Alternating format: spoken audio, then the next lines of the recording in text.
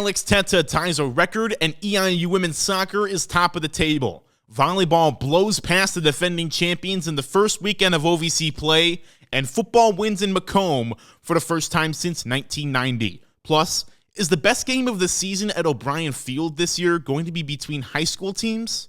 Hi, my name is Gabe Newman, and this is your weekly EIU Sports Catch-Up. Alex Tetteh became the first EIU women's soccer player since 1996 to score 4 goals in a game during Eastern's 4-0 win over Western Illinois on Thursday. It was also the first time since 2013 that anyone in the OVC had scored that many in a game. The Panthers carried that momentum into Sunday's game, and Tetteh bagged another goal to put Eastern up by 1-0, and the Panthers made that lead stick.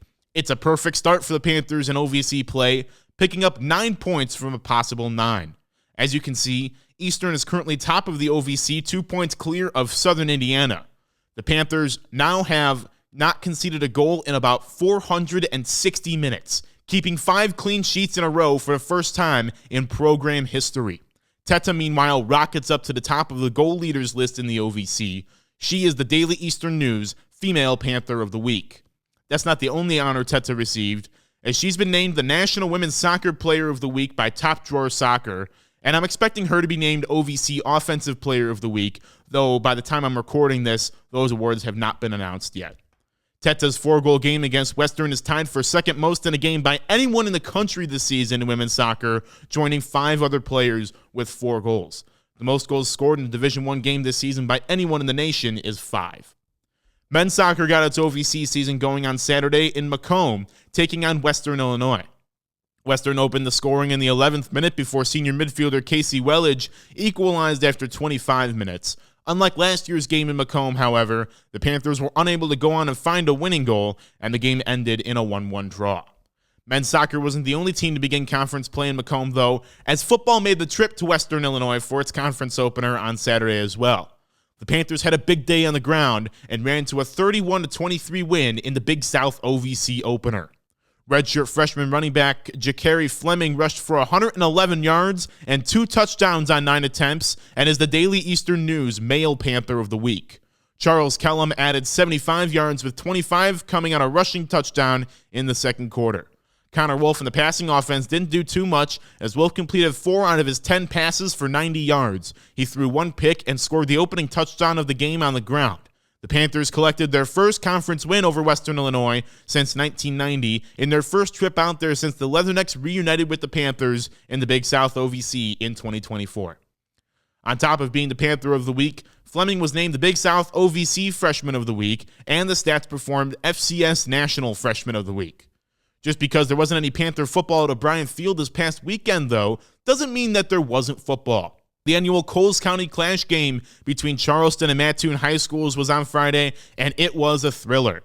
Charleston jumped out to a 21-0 lead in the first quarter and held on for their first win since September 13th, 2024. 37-35 was the final score, and the Trojans were led by Traylon Couch, who rushed for a Charleston High School record 290 yards and 4 touchdowns, leading the Trojans to their 3rd Coles County Clash victory in the past 4 years.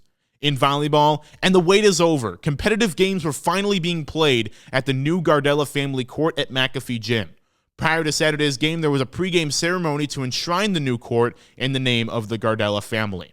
In attendance was EIU President Jay Gatrell, Athletic Director Tom Michael, and Joe Gardella and his family and friends to celebrate the official start of games at the repurposed South McAfee Gym. The Panthers opened conference play on Friday against the defending OVC tournament champions Lindenwood and took care of the Lions in both Friday's and Saturday's games in 4 sets. The Panthers started the set slower on Friday, but were able to battle back to take the first 2 sets, losing the third before closing it out in the 4th set. Saturday was a similar story. Eastern jumped out to a 2-0 lead and lost set 3 25-23 after a controversial call before coming back to close out the 4th set and move to 2-0 in conference play. Senior setter Catalina Roshan was named the OVC Setter of the Week, averaging 11.25 assists per set and 90 total across the 2 games. Finally, here's what's coming up this week. Men's soccer, who is the only Division I team in the country to have not yet played a home game this season, will get to play at Lakeside Field on Thursday against an unbeaten Lindenwood team. The Panthers will then head to Edwardsville to take on two-time defending champions SIUE. EIU Swim opens its season on Friday at the Ray Padovan Pool for the first of 7 home meets this season against Valparaiso. Volleyball is on the road for 2 games against Southern Indiana on Friday and Saturday. Cross country is back in action at the Louisville Cross Country Classic on Saturday. Also on Saturday, EIU football returns home to take on Tennessee State.